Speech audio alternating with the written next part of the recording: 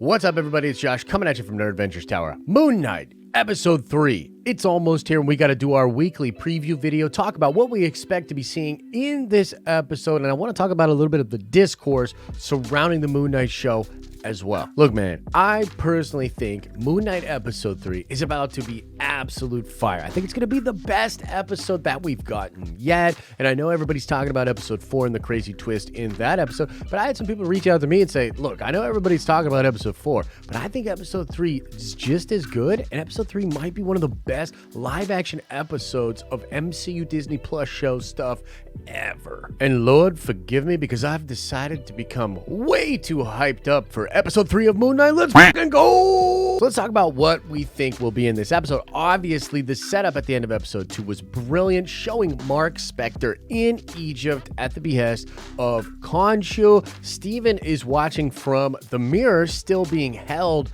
off from taking control of the body again, and Marc Spector's gonna probably be in full control, maybe talking to Steven a little bit, but mostly we're getting a lot of Marc in this episode. I also have a feeling this will be the episode that has the most of that awesome fighting, punching, flying, throwing half moon boomerang type thing, Moon Knight action that we've all been looking for. I did enjoy the action in Episode 2. I even like the Mr. Knight twist, but I think at some level Marvel fans just want to see Moon Knight be badass and be beating up a bunch of baddies. And I think that's just what we will get in this episode as they are looking for the tomb of Ammit, trying to discover more about that. And we know the Harrow character has the compass. He's going to be looking for the temple as well, and perhaps we'll be trying to find out more information about where the Harrow character is at, hitting the streets, doing something like that. Who knows for sure, but I'm expecting a lot of beating people up by the Moon Knight character, and I'm hoping we get a little bit of blood on that white suit. I mean,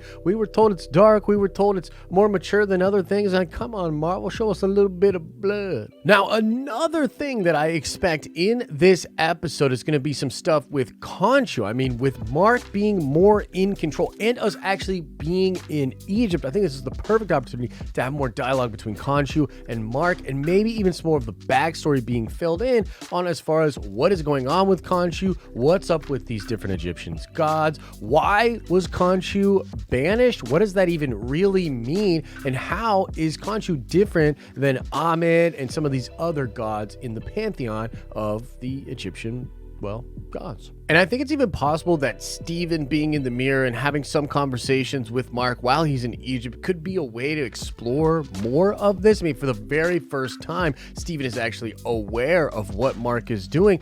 We saw in the last episode something's happening between the personalities, and he's now able to do the thing that Marc would do by watching in the reflections. Now, a big thing that a lot of Marvel fans are questioning is how much this show is going to connect to the wider MCU. And a lot of people have said there's next to no connections in the show, at least through Episode 4, but there are little things hidden throughout, like the same sort of group that's meant to help people after the blip that we see showcased in Falcon and the Winter Soldier. It is still on that bus that we saw in Episode 2, and being in Egypt, there's all sorts of things that could be open for like connective tissue or little teases. I don't know if there'll be mention of Apocalypse or even a hint at Apocalypse happening, how that would deal with the gods. That would be very fascinating. There are also many people talking about the god Bast, who's the Panther god, and this idea of an avatar and some of that stuff perhaps being connected through the Moon Knight show into what we're going to see in Wakanda Forever, or with that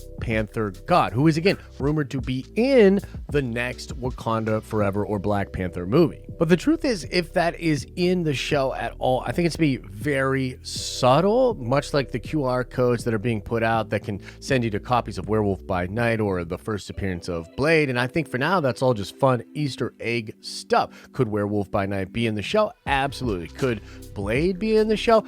Absolutely. But it really seems like, if anything, that's all going to happen at the very end of the series, like Episode 5 or Episode 6. As a side note, guys, they did, and by they I mean Disney, accidentally release Episode 5 out to a ton of different people that have screeners or that received the screeners for Episodes 1 through 4. That was actually a mistake, and they did take that back. They've eliminated the link and corrected the problem, but people did watch Episode 5 and have been talking about it slightly. And I'm not going to go into spoilers about episode 4 here or episode 5, but I am going to sort of talk about this wider thing that's going on with Moon Knight, and I'm really, really interested in what you guys think about it. So let me know in the comment section below. But it really seems like Moon Knight is going for it with regards to the mental health issue, with the dissociative identity disorder, and it seems like integration or something of like healing or something is going to be happening by the end of the show. The show, while doing some really awesome stuff with the Moon Knight character Khonshu and some really fun stuff, really is character focused, and it's really focused on the mental health issues that this Oscar Isaac character is going through. And I think we'll learn more about that in the next few episodes. Like, what exactly is Steven exactly, and who's the real person, or how will this all work together, or what can Marc do to try to reintegrate everything to have a better life moving past that? And is that even possible as long as Khonshu is there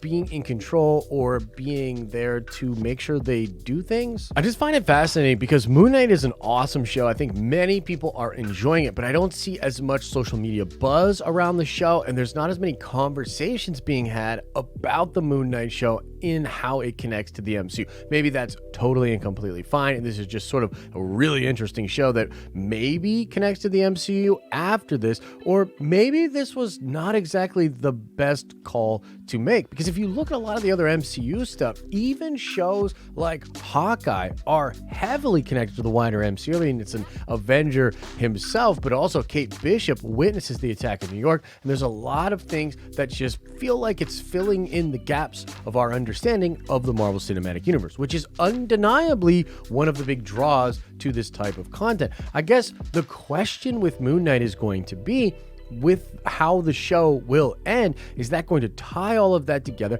and give us more Moon Knight in the future, or is this gonna just sort of stay an ancillary kind of one-off story that is technically in the MCU but doesn't really have ramifications for the wider MCU? And what I'm really curious about is, how do you feel about that as a Marvel fan? Because yes, this is a big part of the Moon Knight character, but there are plenty of parts of the comic book history of Moon Knight where he's just being an Avenger or just whooping butt and being more like a regular hero, which again, we could get after the show. We might even get in later episodes of the show, but I'm really curious as to how you are feeling about Moon Knight currently and what you think about its lack of connection to the wider MCU. Like, I'm frankly hyped up for Moon Knight episode 3, but other than a lot more information about the Marc Spector character, hopefully a lot more action, and possibly some of the info about how gods work in the MCU, there's really not too much more to talk about with regards to this episode. This episode is going to be fire, and it's going to lead us into episode 4, which is going to have a crazy cliffhanger ending,